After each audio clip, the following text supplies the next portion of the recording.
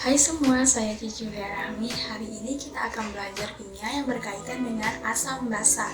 Sebelumnya, tahukah kalian asam basa dalam kehidupan sehari-hari? Kalau belum, mari perhatikan cuplikan berikut ini.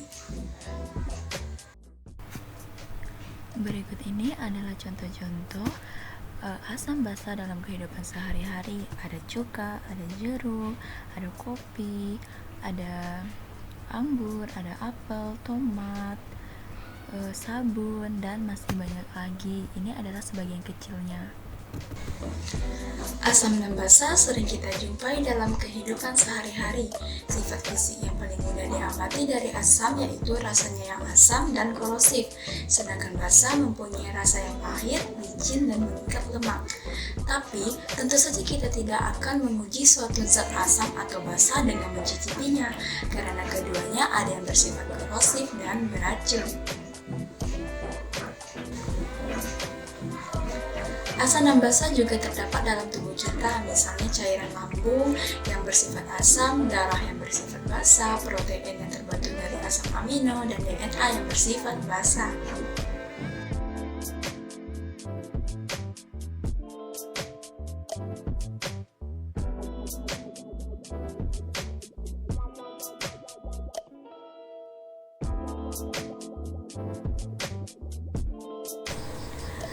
Oke, baiklah, ini adalah percobaan dengan kertas lakmus. Yang pertama dicobakan pada air jeruk. Kertas lakmus berwarna biru. Setelah dicelupkan ke dalam air jeruk, maka berubah menjadi warna merah. Sedangkan kertas lakmus berwarna merah dicelupkan ke dalam air jeruk, maka tetap hasilnya berwarna merah. Selanjutnya itu pada air sabun. Kertas lakmus biru yang dicelupkan ke dalam air sabun tetap berwarna biru, sedangkan kertas lakmus berwarna merah dicelupkan ke dalam air sabun berubah warna dari merah menjadi biru. Yang ketiga yaitu air cuka. Nah, kertas lakmus biru yang dicelupkan ke dalam air cuka akan berubah menjadi merah, sedangkan kertas lakmus merah yang dicelupkan ke dalam air cuka tetap berwarna merah. Dan yang terakhir yaitu ke dalam air aquades. Nah, lakmus biru yang dicelupkan ke dalam aquades tetap berwarna biru, sedangkan lakmus merah yang dicelupkan ke dalam aquades tetap berwarna merah.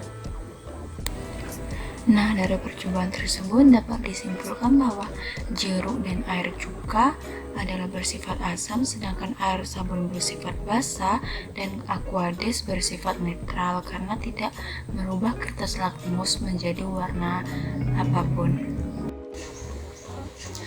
Lakmus biru yang dimasukkan ke dalam larutan asam berubah warna menjadi merah, dan lakmus merah yang dimasukkan ke dalam larutan asam tetap berwarna merah. Lakmus biru yang dimasukkan ke dalam larutan basa berubah menjadi biru, dan lakmus biru tetap menjadi biru. Dari tabel tersebut dapat kita ketahui bahwa HCl bersifat asam karena dapat mengubah warna lakmus biru menjadi warna merah.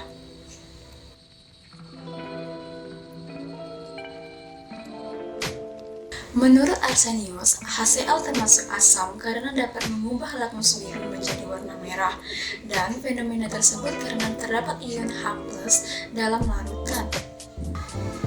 Mula-mula, aqueous mempunyai pH 7. Setelah dialiri gas HCl dari tabung yang berisi HCl, pH-nya menjadi 2.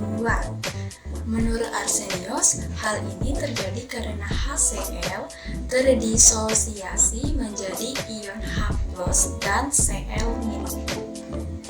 Nah, ini adalah submikroskopis dari molekul HCl yang terdisosiasi menjadi ion H+ dan Cl-.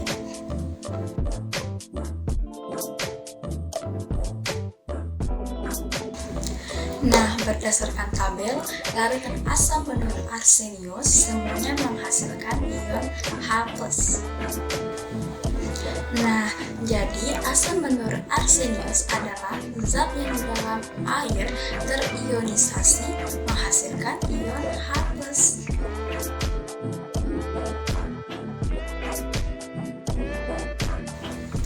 Nah, Berdasarkan tabel hasil pengamatan, NaOH termasuk basa karena mengubah lakmus merah menjadi lakmus biru dan yang biru tetap menjadi warna biru.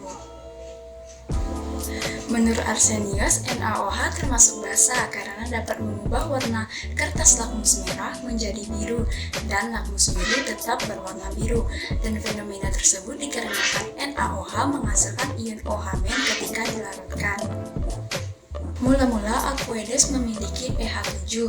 Setelah padatan NaOH dimasukkan diaduk, pH larutan menjadi 13. Menurut Arsenius, padatan NaOH yang dilarutkan ke dalam air terhidrasi oleh molekul air menjadi ion Na+ dan OH-. Ion OH- itulah yang menyebabkan larutan bersifat basa. Nah, ini adalah tampilan submikroskopis padatan NaOH yang dilarutkan ke dalam air. Oke, berdasarkan tabel larutan basa, menurut Arsenius, semua menghasilkan ion OH-. Oke, selain lakmus, ada indikator lain yang dapat digunakan untuk menentukan sifat asam basa larutan. Nah, pada percobaan ini, praktikan menuangkan asam klorida ke dalam Erlenmeyer dengan konsentrasi 1 mol.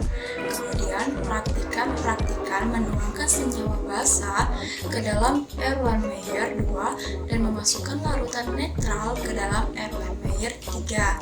Selanjutnya, praktikan menuangkan indikator asam basa ke dalam ketiga Erlenmeyer tersebut. Larutan asam yang ditambah indikator berubah warna menjadi merah. Larutan basa yang ditambah indikator berubah warna menjadi biru. Dan larutan netral yang ditambah indikator berubah warna menjadi hijau.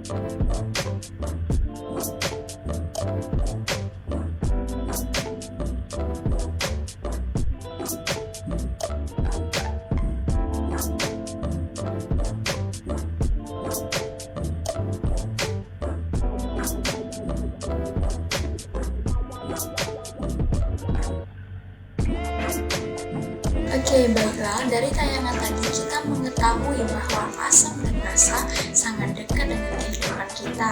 Semoga adik-adik ini mengenal asam basa dan memahami video yang telah disampaikan. Sekian materinya, sampai jumpa di lain kesempatan. Bye-bye, wassalamualaikum warahmatullahi wabarakatuh.